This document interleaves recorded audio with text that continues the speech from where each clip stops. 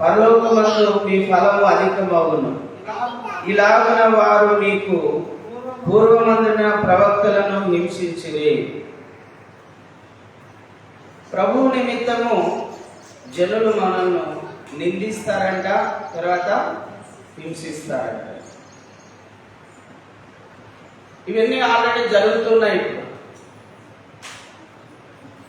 ఈ లోకంలో ఉన్నటువంటి జనులు మరి మనల్ని చూడగానే వాళ్ళు అదో రకమైనటువంటి ఫీలింగ్, అదో రకమైనటువంటి ద్వేషము, అదో రకమైనటువంటి మరి అసహ్యత, ఇవన్నీ కూడా మనం చూస్తూనే ఉన్నాం. అనవసరంగా నిందించడం, అనవసరంగా బురద జల్లడం, అనవసరంగా హింసించడం, ఇలాంటివన్నీ కూడా చేస్తూ ఉన్నారు. మనం కూడా జనంలో మనం చూస్తాము. ఇప్పుడు క్రైస్తవులంగా మనము ఎక్కువగా ఏం చేస్తామంటే బయట వాళ్ళతో అంత పెద్దగా మాట్లాడు, పలకరించినప్పుడు అన్న బాగున్నావన్నా, బాగున్నావా అంతవరకే మాట్లాడతాం. ఎక్కువగా లోక సంబంధమైన విషయాలు వాళ్ళతో మాట్లాడడం, ఏదో ముసలమ్మ ముచ్చట్లు వాళ్ళతో పెట్టుకోము, వాళ్ళ గురించి వీళ్ళ గురించి అక్కడ వాళ్ళతో కూర్చొని మాట్లాడము,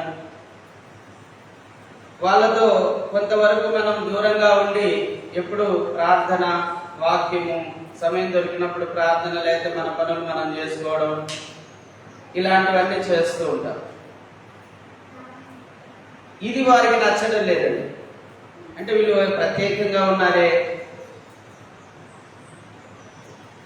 వీళ్ళు ఎప్పుడు ప్రార్థనలు అంటూ ఉంటారు, యేసు ప్రభు నిజమైన దేవుడు, ఆయన నమ్ముకోమని మనకు కూడా చెప్తూ ఉంటారు, ప్రార్థన కూడా రమ్మని పిలుస్తూ ఉంటారు. మనలాగా వాళ్ళు కలిసిపోరు, మనలాగా మాట్లాడరు, మనలాగా ఉండరు, వాళ్ళు ప్రత్యేకంగా ఉంటారే అనేటువంటి ఆలోచన విధానంలో కూడా వాళ్ళు కొంతవరకు మనల్ని ద్వేషిస్తున్నట్టుగా కనిపిస్తుంది. మన బాధ ఏంటంటే దేవుని వాక్యాలు మనం విన్నాం కాబట్టి ఇతరుల గురించి తప్పుగా మాట్లాడుకోవడం కానీ, ఇతరులను దూషించడం కానీ, ఇతరులతో కొట్లాడడం కానీ, ఇతరులతో తగవులు పడడం కానీ, ఇట్లాంటివి చేయడానికి మనం ఇష్టపడడం, వాటికి దూరంగా ఉంటాం. ఇప్పుడు చాలా వరకు దళితులందరూ కూడా మరి చాలా వరకు ఎస్సీ ఎస్టీ వాళ్ళందరూ కూడా యేసుక్రీస్తుల గురించి తెలుసుకొని యేసు ప్రభు మార్గంలో నడుస్తూ ఉన్నారు. ఇంతకుముందులాగా అవతల పెద్దోళ్ళు ఏం చెప్తే అది వినేటువంటి పరిస్థితి లేదు. ఎందుకంటే దేవుని వాక్యాన్ని వీళ్ళు తెలుసుకున్నారు.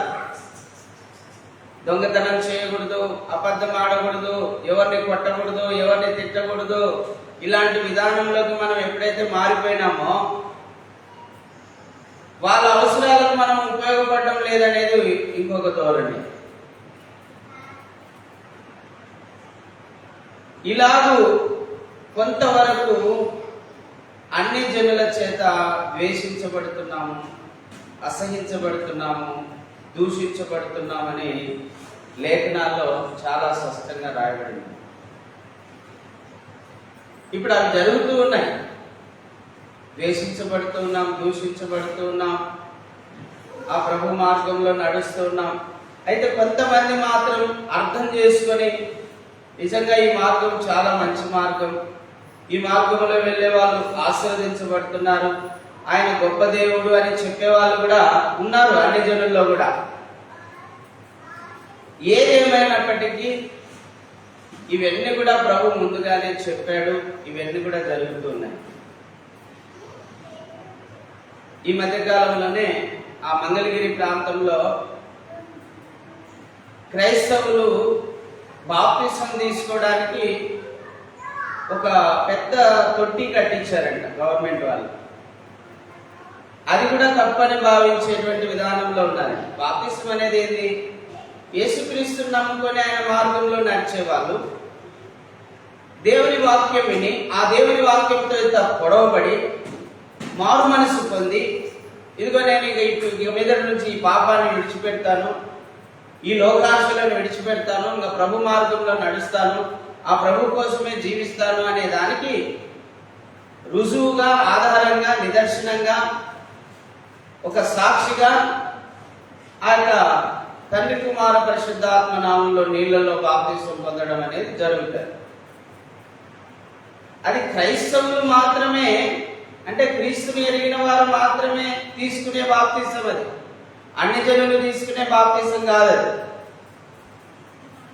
ఒకవేళ ఒక అన్యుడు కూడా బాప్తిసం తీసుకోవాలంటే అతను కూడా దేవుని వాక్యం విని యేసు ప్రభు అని గ్రహించి, ఆయనకు పాపములు క్షమించే అధికారం ఉందని గ్రహించి నమ్మి బాప్తిసం పొందడానికి ఇష్టపడితే అతను తీసుకోవచ్చు. అంతేగాని అన్య జనులందరినీ తీసుకుపోయి ఒకేసారి దాంట్లో ముంచేసి బాప్తిసాలు ఇచ్చేస్తున్నారని అనేక మంది రాజకీయ నాయకులు కూడా ఎద్దేవా చేశారు. అంటే తెలియక, వాళ్ళు తెలిసి మాట్లాడారా అంటే నేను చెప్తాను, వాళ్ళు తెలిసి మాట్లాడలేదు, తెలియకనే మాట్లాడారు. అందుకే ఏదైనా ఒక విషయాన్ని మాట్లాడేటప్పుడు తెలుసుకొని మాట్లాడు. ఇప్పుడు నా పిల్లలు ఉన్నారు, వాళ్ళు పెరిగి పెద్దగా అయిన తర్వాత, ఒక వయసుకు వచ్చిన తర్వాత దేవుని వాక్యం విని ఆ వాక్యంతో పొడవబడి, అయ్యో నేను ఈ స్థితిలో ఉన్నానే, దేవుడు ఈ స్థితిలో ఉండాలని కోరుకుంటున్నాడు అని చెప్పి వాళ్ళు మారు మనసు పొంది బాప్తిసం పొందడము, దాన్ని రక్షణ అంటాం మనం. దేవుని మార్గంలో నడవడము, దేవుని కోసం జీవించడం, దేవుని వాక్యానుసారంగా జీవించడం, ఇక ప్రభు కోసమే బ్రతకడం అనే విధానంలోకి రావడం, అది ప్రతి క్రైస్తవుని కుటుంబంలో జరిగేటువంటి విధానమే ఆ బాప్తిసం. కానీ వాళ్ళు ఏదో వక్రీకరించి, నిందించి, హింసించి, అనేక రకాల దూషణ మాటలు మాట్లాడి, చూడండి ప్రభు కోసం చూడండి ఎన్ని దూషణ మాటలు పడాలనో మనం, ప్రభు కోసం ఎంత హింసించబడాలనో, ప్రభు కోసం ఎంతగా మనం బాధించబడాలనో చూడండి. వాక్యంలో రాయబడిందండి, అభ్యంతరములు రాక మానవు గాని ఎవని వలన వచ్చునో వానికి శ్రమ అని రాయబడింది. అభ్యంతరాలు అంటే దేవుని సువార్తకు కానీ, దేవుని పరిచర్యకు కానీ, దేవుని సంఘాలకు కానీ, దేవుని యొక్క పనికి ఏ విషయంలో అయినండి ఆటంకపరిచే వారికి శ్రమ కలుగుతుంది. ఎంత శ్రమ కలుగుతుందంటే మెడకు తిరగట్రాయి కట్టి సముద్రంలో వేయబడినంత శ్రమ కలుగుతుందని లేఖనంలో రాయబడింది. అది వాళ్ళు తెలుసుకోవాలి, అది వాళ్ళకు తెలియదు. కానీ ఏదో ఒక రోజు తెలుస్తుంది. బైబిల్లో మనం చూసాం, సౌలు ఉన్నాడు, ఎంతగా హింసించాడు సంఘాన్ని. అమ్మా కొరడాలతో కొట్టాడు, కొంతమందిని చంపాడు, కొంతమందిని సిలువ వేశాడు, కొంతమందిని హింసించాడు, బాధించాడు, ఎంత దుర్మార్గంగా వ్యవహరించాడు. ఎందుకు? మా యూదా మతం అంతరించిపోతుంది, అందరూ క్రైస్తవులుగా మారిపోతున్నారు, మా యూదా మతం అంతరించిపోతుంది అని చెప్పే కదండి.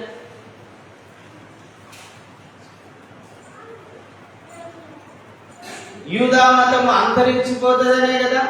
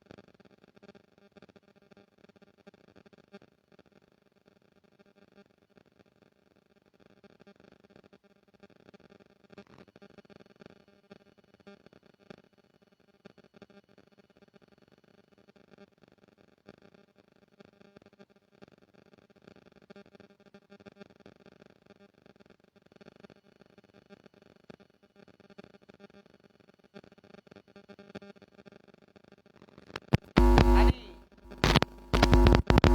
ప్రతిరోజు ప్రార్థన చేయడమే కాకుండా ఈ 12 గంటల ప్రార్థనలో కూడా ప్రతి ఒక్కరితో, ప్రతి ఒక్క దైవ సేవకులతో, ప్రతి ఒక్క విశ్వాసితో చేయించాలని దేవుడు బయలుపరిచాడు. అందుకే మనం ఈ రోజంతా ప్రతి ఒక్కరూ ప్రార్థన చేయాలి. యేసు ప్రభువుకు వ్యతిరేకంగా 14 సంఘాలు పనిచేస్తున్నాయంటే యేసు ప్రభు సువార్త ప్రకటించబడకూడదు. యేసు ప్రభును నమ్ముకున్న వాళ్ళను మళ్ళా వెనక్కి తీసుకురావాలి. యేసు ప్రభు మార్గంలో ఎవరు నడవకూడదు అని చెప్పి ఒక టైటిల్ పెట్టారు. సనాతన ధర్మం మనది, దాంట్లో నుంచి ఎవరు తొలగిపోకూడదు. మన ధర్మాన్ని, మన ఆచారాలను, మన కట్టుబాట్లను మనం వదిలిపెట్టకూడదు. అవి మన పూర్వకాలం నుంచి వస్తున్నాయి అని ఈరోజు వాళ్ళు చెప్తున్నారు. ప్రభునందు ప్రియులారా, నేనేం చెప్తానంటే మనకు జ్ఞానం వచ్చే కొద్దీ మన డ్రెస్ సెన్స్, మన నడత, మన మాట, మన ప్రవర్తన, మన నడవడిక మారుతూ వస్తుంది. చిన్నప్పుడు ఉన్నట్టే ఇప్పుడు ఉండలేం కదా. చిన్నప్పుడు తెలిసి తెలియదు, ఇప్పుడు కొన్ని తెలుసుకున్నాం. అలాగనే పూర్వకాలం తెలియక వాళ్ళు అలా చేశారు, తెలుసుకొని మనం మారాం. వీళ్ళేమంటున్నారంటే మారవద్దు, అజ్ఞానంలోనే ఉండాలా, మనది సనాతన ధర్మం. నేనేం చెప్తానంటే, మోడీ గారు సనాతన ధర్మం అంటున్నావు కదా, మరి పంచకట్టు ఇవ్వ వేసుకోవాలా, లేకపోతే పంచకట్టు 4 తెల్ల షర్టు వేసుకునే వాళ్ళ ప్రకారం అవి వేసుకోవాలని మరి నీ డ్రెస్ సెన్స్ అంతా సౌదీ వాళ్ళ దగ్గరికి పోతే సౌదీ వాళ్ళ డ్రెస్ వేస్తావు, అమెరికా వాళ్ళ దగ్గరికి పోతే అమెరికా వాళ్ళ డ్రెస్ వేస్తావు. మరి నువ్వెందుకు మారుస్తున్నావు డ్రెస్?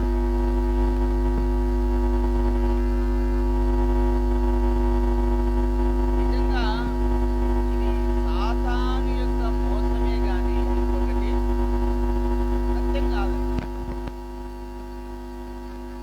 మేము ఈరోజు సంతోషపడుతున్నాం, అయ్యో తెలియక వ్యర్థమైన వాటిని ఆరాధించమే. ఆ జిల్లెట్ చెట్ల చుట్టూ, ఎల్లు చెట్ల చుట్టూ, వేప చెట్ల చుట్టూ తిరిగి అజ్ఞానంలో, అవివేకంలో బలులు అర్పిస్తూ వాటిని తిని తాగి చిందేసి, తప్పెడు కొట్ట చిందేసి, ఇన్ని రకాలుగా దేవునికి విరోధంగా జీవించామని ఇప్పుడు బాధపడుతున్నాం. అంతేనండి. వెలుగు వచ్చేంత వరకు చీకట్లో ఉన్న మనకు వెలుగు విలువ తెలియదు. అందుకే వాక్యంలో రాయబడింది కదా, యోహాను సువార్తలో ఏం రాయబడింది? చీకటిలో ఆ వెలుగు సంచరిస్తూ ఉండేను కానీ ప్రజలు చీకట్లో ఉన్నందున దానిని గ్రహించలేదు. ఈ యుగ సంబంధమైన దేవత వారి మనోనేత్రాలు మూసి ఉండటం వలన వారు గ్రహించలేకపోయారు అని రాయబడింది. గ్రహించే వాళ్ళు గ్రహిస్తున్నారు. బ్రాహ్మణులు గ్రహించి వచ్చారు క్రీస్తులోకి, రెడ్లు గ్రహించి వచ్చారు క్రీస్తులోకి, కాపులు వచ్చారు క్రీస్తులోకి, కమ్మలు వచ్చారు క్రీస్తులోకి. క్రైస్తవ సంఘాలు అనేక మంది కట్టారండి. కమ్మలు అంటే కమ్మలు సపరేట్గా సంఘాలు కట్టుకున్నారు. కొంతమంది రెడ్లు సపరేట్గా వాళ్ళు సంఘాలు కట్టుకున్నారు, క్రీస్తు సంఘాలు. ఏదేమైనప్పటికీ వాళ్ళైతే దేవుళ్ళో ఉన్నారు, దేవుని మార్గంలో నడుస్తూ ఉన్నారు. సకల కులాల వారు, సకల జాతుల వారు, సకల మతాల వారు, సకల దేశాల వారు యేసు ప్రభువులో సత్యం ఉందని, జీవం ఉందని, మహిమ ఉందని, యేసు ప్రభు నిజమైన దేవుడని, పరిశుద్ధుడని, నీతిమంతుడని ఆయనను వెంబడిస్తూ ఉన్నారండి. వెంబడిస్తూ ఉన్నారు. అయితే ఇప్పుడు అందరూ వెంబడించడం వలన అందరూ కూడా క్రైస్తవులుగా మారిపోతున్నారండి.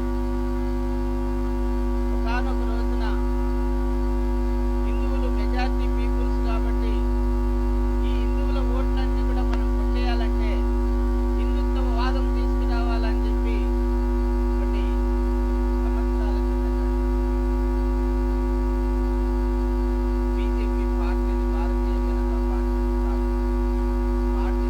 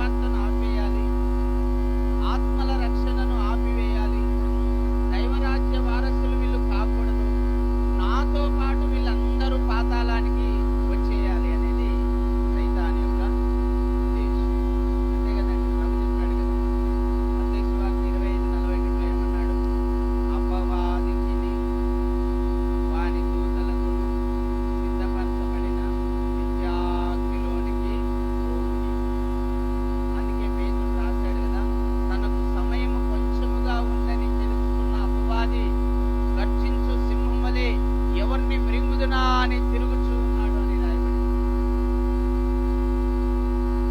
ఏ విధంగా అయినా సరే ఈ సువార్తను ఆపాలి, ఏ విధంగా అయినా సరే ఈ పరిచర్యను ఆపాలి, ఏ విధంగా అయినా సరే ఆత్మలు రక్షించబడకుండా చేయాలి అని చెప్పి ఎన్నో ప్రయత్నాలు చేస్తున్నాడు. ముందుగా ఏం చేస్తాడు? ఏర్పరచబడిన వారిని మోసం చేస్తాడు. ఒకవేళ మీరు మోసపోలేదనుకో, వారి పక్షాన ఉన్నటువంటి వాళ్ళను ప్రేరేపించి వాళ్ళతో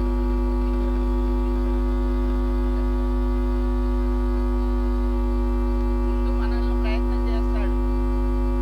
వీళ్ళని ఎక్కడో చోట పడగొడతాం, ఏదో ఒక పాపంలో పడగొడతాం, లేకపోతే ఏదో ఒక అజ్ఞానంలో పడగొడతాం, ఏదో ఒక అపరిశుభ్రతలోకి నెట్టేద్దాం. ఒకవేళ అలాంటి కానటువంటి పరిస్థితుల్లో ఏం చేస్తున్నాడంటే కోపం వచ్చి అవతల వ్యక్తి ద్వారా, అంటే తన పక్షాన ఉన్నటువంటి వ్యక్తి ద్వారా మనల్ని ద్వేషించేలాగా చేస్తున్నాడు. నన్ను ఎన్ని ప్రయత్నాలు చేస్తున్నాడు. చాలా రకాల ప్రయత్నాలు చేస్తాడంటే దేవుని మార్గంలో మనం నడవకుండా, ప్రార్థనకు రాకుండా ఆటంకపరుస్తాడు. ఒకవేళ వచ్చి కూర్చున్నా వింటుంటాం కానీ విన్నట్టు ఉంటాం కానీ వినం. ఆ విధంగా కూడా చేస్తాడు. ఇంకా ఎవరికైనా అన్నా చాలా మంది చెప్పాడు. ఎందుకంటే ఒకప్పుడు నాకు ఉండే అనుభవం. అంటే శోధిస్తుంది అలా వినకూడదు. వింటున్నట్టే ఉంటాం కానీ వినము. అది గ్రహించలేము. గ్రహించకుండా చేస్తాడు, వినకుండా చేస్తాడు, లేదా ఇక్కడి నుంచి తీసుకుని వెళ్ళిపోతాడు, సత్యంలోకి వెళ్ళకుండా చేస్తాడు, సంఘంలో స్థిరంగా ఉండకుండా చేస్తాడు. ఏదో చెప్తాడు, మళ్ళీ ఆడిపోయినాక మీడియం కాలేదు, ఆడ బాగుంది, ఆడి ఇంకా 4-5 సంఘాలు 10 సంఘాలు తీసుకొని ఇక్కడ ఆడ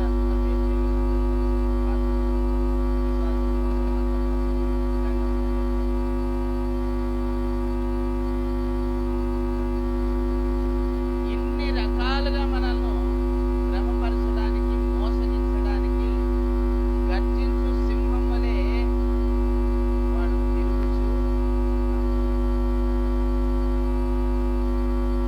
అందుకే ప్రభు అంటున్నాడు, మీరు శోధనలోనికి ప్రవేశించకుండా మెలకువగా ఉండి రాయబడింది. మత్తయి సువార్త 26:40. మీరు శోధనలోనికి ప్రవేశించకుండానట్లు మెలకువగా ఉండి ప్రార్థన చేయండి. మెలకువగా ఉండి ప్రార్థన చేయండి. చేస్తామమ్మా? యేసుప్రభు శిష్యులు చేసినారా? ఏం చేసినారు వాళ్ళు?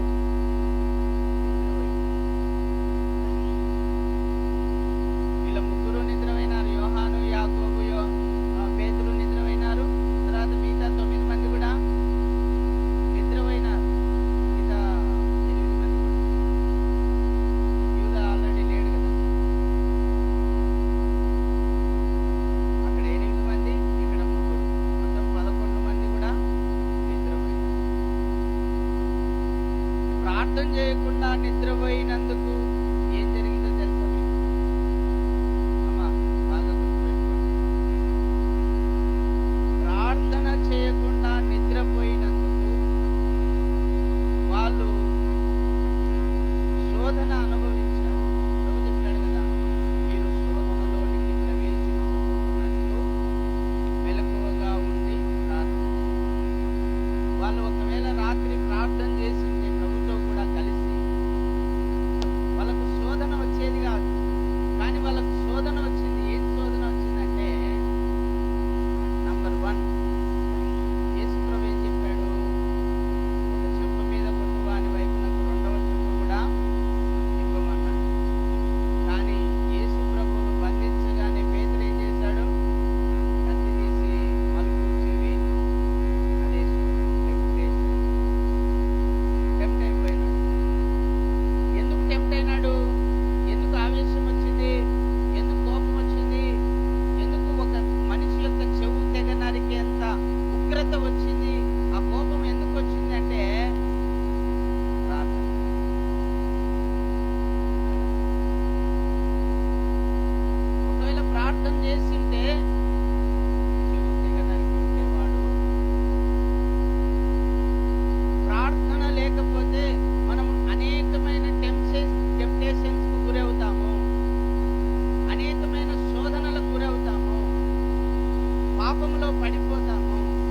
బలహీనులం అవుతాము. కొడతాము, తిడతాము, గొడవలు పడతాము, జైలు పాలు కూడా అవుతాము ప్రార్థనా జీవితం లేకపోతే. అందుకే ప్రభు అన్నాడు, మీరు శోధనలోనికి ప్రవేశించకున్నట్లు మెలకువగా ఉండి. మనమే ఉన్నాం, రోజు ప్రార్థన చేసుకుంటున్నాం కాబట్టి శాంతంగా ఉన్నాం. ఎవరేమన్నా పట్టించుకోకుండా, సరే మనం ఎవరన్నా తిట్టినా కూడా పట్టించుకోకుండా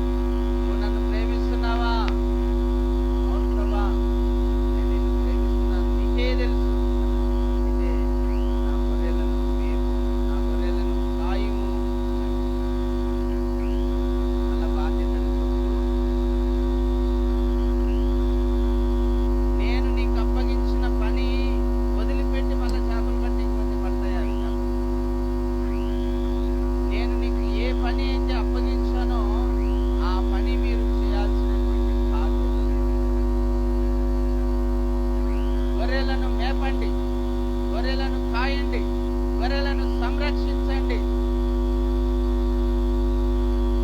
ఇది సంఘం యొక్క సేవకుల యొక్క బాధ్యత.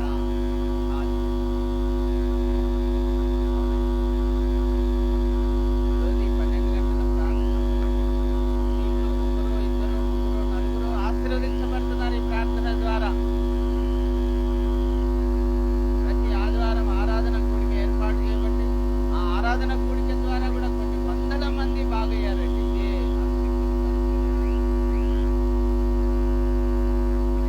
మనకు దేవుడు అప్పగించిన పని మనం చక్కగా వ్యక్తిగత సువార్త, ఇంటింటి సువార్త, వీధి సువార్త, గ్రామ సువార్త, పట్టణ సువార్త, బహిరంగ సువార్త, ఈ విధంగా సువార్తను అందిస్తూ అనేకులను నిజమైన దేవుడెవరో తెలుసుకునేలాగా చేయడమే మన పని. ఆ పని వదిలిపెట్టి ఇంకో పనికి పోతే ఎట్లా? కానీ మనకు ఈ పని కంటే మన పని అందుకే ప్రభు అంటాడు, చాలా మందిగా మాట్లాడు, వారి కడిపే వారికి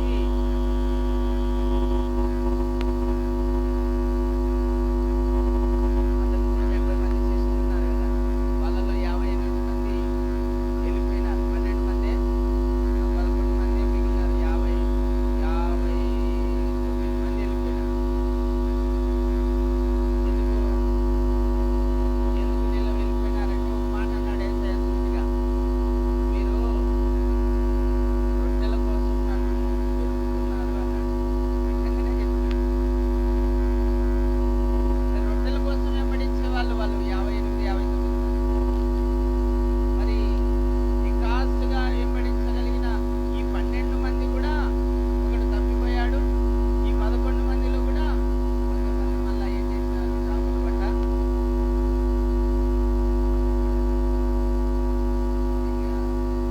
దేవుడు మళ్ళా అక్కడ వాళ్ళకు ప్రత్యక్షమై వాళ్ళతో మాట్లాడి, వాళ్ళకు చేపలు పెట్టి వాళ్ళతో మాట్లాడి, వాళ్ళని హెచ్చరించి, మళ్ళా బుద్ధి చెప్పి జ్ఞానోదయం కలిగజేసి మళ్ళా వాళ్ళని సేవలోకి నడిపించాడు. హల్లెలూయా.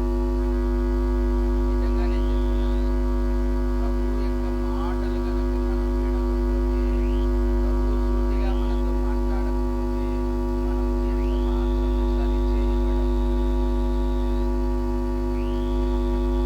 సరిచేయబడాలంటే ప్రభు మనతో మాట్లాడుతాడు. ఆయన జీవము కలిగిన దేవుడు. ఆయన మనతోనే ఉంటాడు, మనలోనే ఉంటాడు, మన మధ్యనే ఉంటాడు. ఆయన ఎక్కడో దూరముగా ఉండేవాడు కాదు, కొండల మీద ఉండేవాడు కాదు,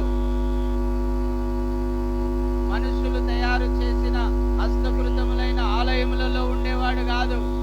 హృదయంలో చోటిస్తే ఆయన నీ హృదయంలోనే ఉంటాడు. హల్లెలూయా. అటువంటి గొప్ప దేవుడు. అందుకే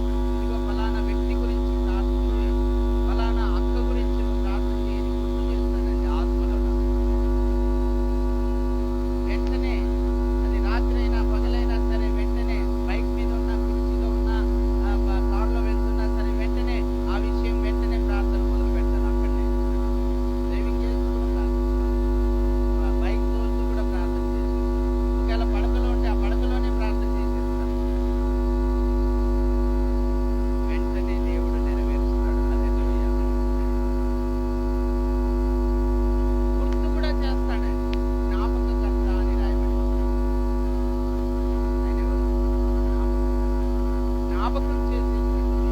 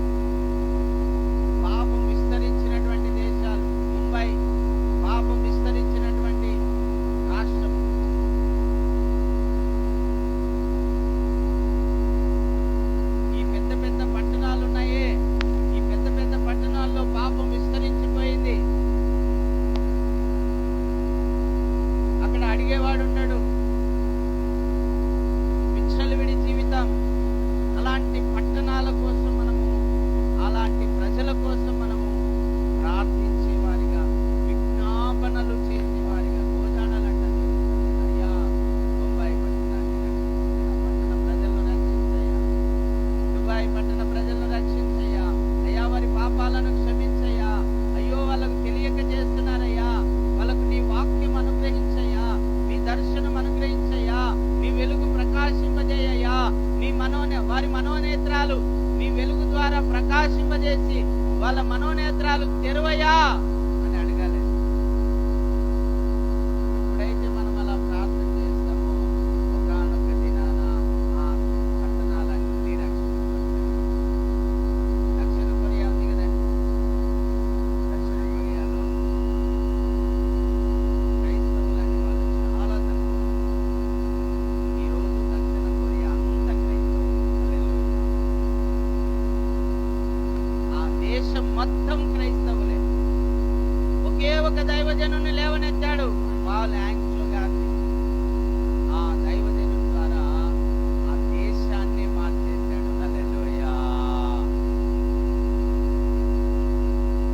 నిజంగా ఒక్క దైవజనుని ద్వారా చూడండి దేశమే మార్చింది. ఒక్కడైన వాడు 10,000 మంది అవుతాడు. ఆ 10,000 మంది 10 లక్షల మంది అవుతాడు. హల్లెలూయా. అలాగనే ఆడైనాడండి. ఈ పాల్ యాంగ్చో గారు అనేక మంది శిష్యులను శిష్యురాళ్లను తయారు చేశాడు. ఆ శిష్యులు శిష్యురాళ్లు విశ్వాసం ప్రకటిస్తే దేశమంతా కూడా రక్షించబడింది. హల్లెలూయా. అందుకే మనం కూడా తయారు చేయాల్సింది ఏంటంటే ప్రభు అన్నాడు కదా మత్తయి సువార్త 28:20 వచనంలో, 18వ వచనంలో, మీరు సమస్త జనులను శిష్యులుగా, విశ్వాసులుగా కాదు శిష్యులుగా చేయండి. యేసు ప్రభు శిష్యులు ఎలాగ పనిచేశారో అలాగ మీరు కూడా పనిచేయాలి. ప్రతి ఒక్కరూ సువార్థికునిగా మారాలి. ప్రతి ఒక్కరూ ఆత్మల సంపాదకులుగా మారాలి. ప్రతి ఒక్కరూ ప్రార్థించేవారిగా, విజ్ఞాపనలు చేసేవారిగా ఉండాలి. అంతేనండి. పాల్ యాంగ్చో గారు కొంతమందిని శిష్యులుగా తయారు చేశారు. ఆ శిష్యులపై ఇంకా అనేక మంది శిష్యులు చేశారు. ఆ శిష్యులపై ఇంకా అనేక మంది శిష్యులు చేశారు. దేశమంతా మారిపోయింది. హల్లెలూయా. శిష్యులుగా చేయమన్నాడండి. అందుకే దేవుడు, నేను అందుకే చెప్తున్నాను, మీరు విశ్వాసులు కాదు, శిష్యులుగా ఉండాలి. యేసు ప్రభు శిష్యులు ఏం చేశారమ్మా? దయ్యాలు ఎల్లగొట్టారు, రోగులు స్వస్థపరిచారు, చనిపోయిన వాళ్ళను బ్రతికించారు, కుష్ఠరోగులు శుద్ధులుగా చేశారు, కుంటి వాళ్ళను నడిపించారు, మగవారికి మాటలు ఇచ్చారు, చెవిటి వాళ్ళు వినగనట్టుగా చేశారు, అద్భుతాలు సూచక్రియలు మహత్కార్యాలు చేశారు. మనం కూడా సంఘంలో ఎంతమంది ఉంటే అంతమంది అలాగూ చేయగలగాలి. హల్లెలూయా. అలా చేయగలిగినప్పుడే మన భారతదేశం అంతా కూడా నిత్య నరకము నుండి తప్పించబడి పరలోకానికి వారసులు అవుతారు. హల్లెలూయా. అందుకే ప్రభు చెప్తున్నాడు, మీరు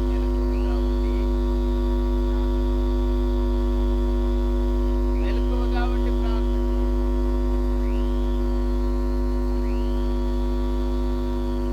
సుధాకర్ గారు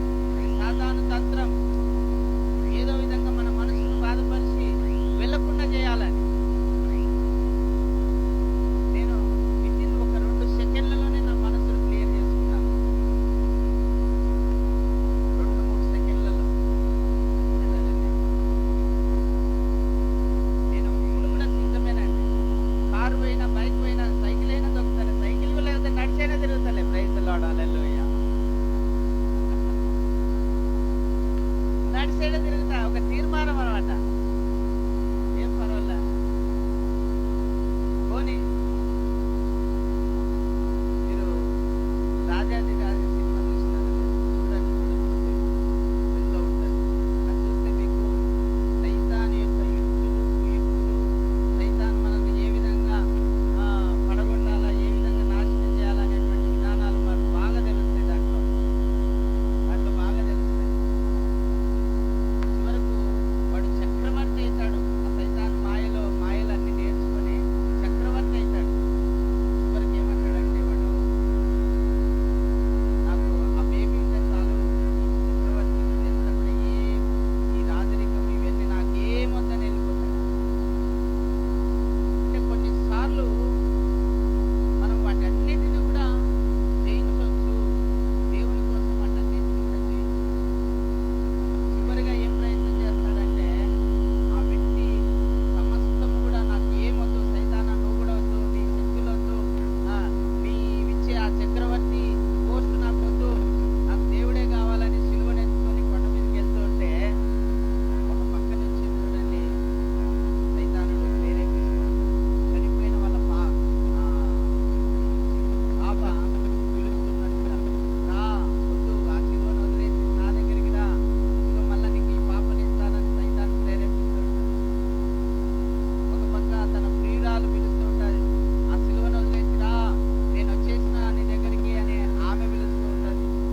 ఒక పక్క సైతాన్ పిలుస్తూ ఉంటాడు, నేను నా దగ్గరికి రా, మళ్ళా నిన్ను చక్రవర్తిగా చేస్తాను అని. ఎన్ని ఆకర్షణలు! మనం దేవుని మార్గంలో నడవకూడదు, దేవుని మార్గంలో నడవకూడదు, ఆ దేవుని సన్నిధి చేరకూడదు, ఆ దేవునితో కలిసి మనం జీవించకూడదు అని అపవాది ఎన్నో రకాల ప్రయత్నాలు, అందుకోసం మనకు ఎన్నో ఎరలేస్తాడు. ఎన్నో ఎరలేస్తాడు. ఎర అంటే తెలుసు కదా, చేపలు పట్టాలంటే గాలానికి ఎర వేసి లాగితేనే పడేది. అలాగే మనకు కూడా ఎన్నో ఎరలేస్తుంది దేవుని మార్గంలోకి నడవకుండా. ఎప్పుడైతే మనం దృఢ నిశ్చయం తీసుకున్నాం అనుకో, అప్పుడు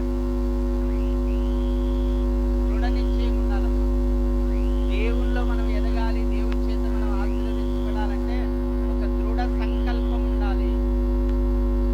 యేసు దగ్గరికి కూడా వచ్చింది కదా, నువ్వు ఆకలి కొన్నావు, ఈ రాయి రొట్టెగా చేసుకుని తినంటే ప్రభు అన్నాడు, కేవలం రొట్టె వలన కాదు, దేవుని నోటి నుండి మాట వలన జీవిస్తాడు మనుషుడు అంటే పారిపోయింది. మళ్ళా వచ్చింది, ఇదిగో ఈ ఎత్తైన దేవాలయం మీకు చూపు, దేవదూతలు వచ్చి నేను పట్టుకుంటారు కదా, కాపాడుతారు కదా అంటే, నీ ప్రభు అయిన దేవుణ్ణి శోధింపవలదని రాయబడినది సైతాన్ మళ్ళా వచ్చింది, ప్రపంచ దేశాలన్నీ చూపించింది, ఇదిగో ఇవన్నీ నా చేతిలో ఉన్నాయి, నిన్ను దీనన్నిటికీ అధిపతిగా చేస్తాను, నాకు మొక్కంటే నీ ప్రభు అయిన దేవుని తప్ప వేరొకరిని మొక్కకూడదని రాయబడింది. సైతానా పో అన్నాడు. మీ దగ్గర కూడా వస్తాడు, నీకు అది ఇస్తా ఇది ఇస్తా, నాకు కూడా చెప్పినాడు చాలా చెప్పినాడు. నేనన్నాను ఒక్కటే చెప్పినాను, అనుభవపూర్వకంగా నా జీవితంలో జరిగిన సంఘటన చెప్తున్నాను. ఇక ఎన్నో చేస్తాను. మోడీని చేసినాడా లేదా? ఎవరు చేసింది? సైతాన్. మోడీని ఆ స్థానంలో కూర్చోబెట్టింది సైతాను. నన్ను కూడా అట్లాంటి స్థానంలో కూర్చోబెడతానన్నాడు, ఉన్నత స్థితిలో. నేను అన్నాను, ఏ స్థానం ఇచ్చినా నాకు పరలోకం ఇవ్వగలుగుతావా? ఆ పరలోక రాజ్యం నాకు ఇవ్వగలుగుతావా? దేవుని రాజ్యం నాకు ఇవ్వగలుగుతావా అంటే, అది నా చేతిలో లేదు, అది దేవుని అనేది. ప్రైజ్ ది లార్డ్, హల్లెలూయా. అయితే ఇక నువ్వు వెళ్ళిపో అన్నాను, నువ్వు వెళ్ళిపో అన్నాను. ఈ లోకంలో సైతానికి ఏమైనా ఇవ్వగలదు. నిన్ను ఎమ్మెల్యే చేయగలదు, ఎంపీ చేయగలదు, రాష్ట్రపతి చేయగలదు, ముఖ్యమంత్రి చేయగలదు, ప్రధానమంత్రి చేయగలదు, కోటీశ్వరునిగా చేయగలదు, వెండి బంగారాలు గలవానిగా చేయగలదు, 100 ఎకరాలు 200 ఎకరాలు పొలం ఉన్నవానిగా కూడా చేయగలదు. కానీ నిన్ను పరలోకం మాత్రం చేర్చలేదు. అది ఈ సత్యాన్ని ప్రతి ఒక్కరు కూడా గ్రహించాలి. ఇది గ్రహించగలగాలంటే నీకు ఎల్లప్పుడూ ప్రార్థనా జీవితం ఉండాలి. హల్లెలూయా. దేవునితో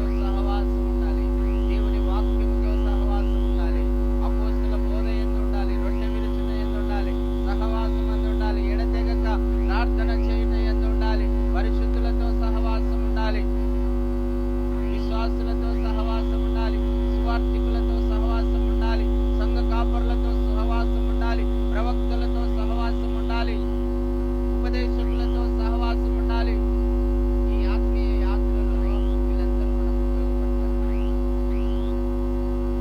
సువార్థికులు మనకు ఉపయోగపడతారు, విశ్వాసులు మనకు ఉపయోగపడతారు, ఉపదేశకులు ఉపయోగపడతారు, ప్రవక్తలు ఉపయోగపడతారు, సంఘ కాపరులు కూడా ఉపయోగపడతారు, ఒక విశ్వాసి కూడా ఉపయోగపడతారండి. అంటే మనం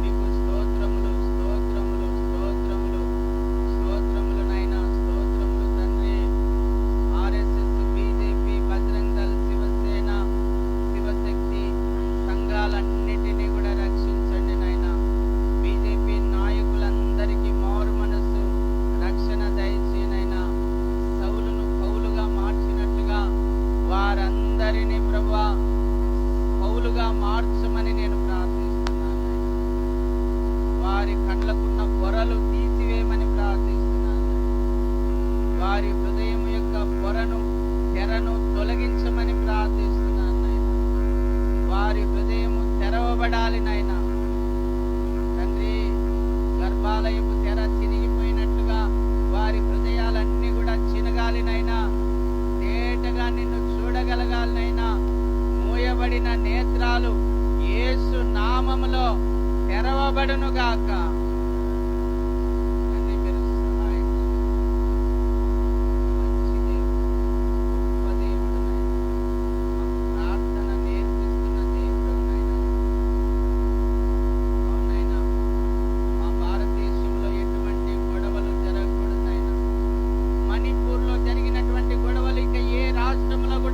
జరగకూడదు ప్రభువా. యేసు నామములో ఆజ్ఞాపిస్తున్నాం. సైతానా విడిచి వెళ్ళిపోమని మా ఆంధ్ర రాష్ట్రాన్ని విడిచి వెళ్ళిపోమని ఆజ్ఞాపిస్తున్నాం. మా భారతదేశాన్ని విడిచి వెళ్ళిపోమని ఆజ్ఞాపిస్తున్నాం. తండ్రి, దాన్ని నీ పాదముల కింద చిదగదొక్కు. దాని తలను చిదగదొక్కునైనా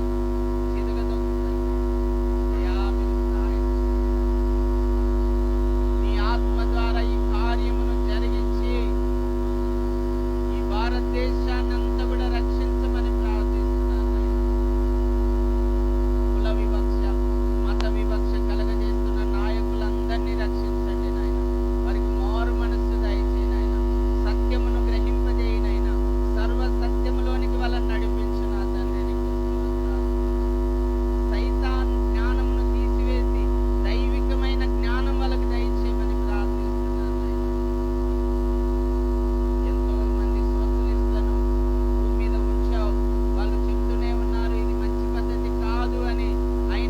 వినడం లేదయ్యా. మీరు జ్ఞాపకం చేసుకోమని దైవ సేవకుల ద్వారా కూడా నువ్వు వాళ్ళను హెచ్చరిస్తున్నావు. కానీ వారు నైనా అర్థం చేసుకోవడం లేదు, గ్రహించడం లేదు. గ్రహించుకునే మనస్సు వాళ్ళకు దయచేయనైనా. అర్థం చేసుకునే మనస్సు వాళ్ళకు దయచేయమని నీ పాదాలు పట్టుకుని అడుగుతున్నానయ్యా. కులపిచ్చి మతపిచ్చి మంచిది కాదని వాళ్ళకు తెలియజేయమని ప్రార్థిస్తున్నాను. మతం కోసం మనుషులను చంపడం మంచిది కాదు, అది దైవ విరోధమని వాళ్ళకు తెలియజేయి ప్రభువా. మునుకోళ్లకు వాళ్ళు కాళ్ళు తంతున్నారన్న సంగతినైనా వారు గ్రహించినట్లుగా మీరు సహాయం చేయండి. అవునైనా నువ్వే చెప్పావు ప్రభువా, మునుకోళ్లకు కాళ్ళు తన్నుట న్యాయమా అన్నావు. మీతో ఎదురాడుట ఎవని సాధ్యమునైనా, మీతో పోటీ పడుట ఎవనికి సాధ్యమునైనా, మునుకోళ్లకు కాళ్ళకు తన్నుట ఏమి సాధ్యము ఎవరికి సాధ్యమునైనా, మరి సాధ్యము కానటువంటి వాళ్ళు చేయాలనుకుంటున్నారు. వాళ్ళ జీవితంలో ఓడిపోతారన్న సంగతి వాళ్ళు గ్రహించలేకపోతున్నారైనా సహాయం దయచేయండి. బైబిల్ చదువుతున్న ఆర్ఎస్ సభ్యులందరినీ రక్షించండి. బైబిల్ చదువుతున్న రాధాకృష్ణ వారి యొక్క శిష్య బృందాన్ని అంతా కూడా రక్షించమని ప్రార్థిస్తున్నాను. బైబిల్ చదువుతున్నటువంటి వారందరినీ కూడా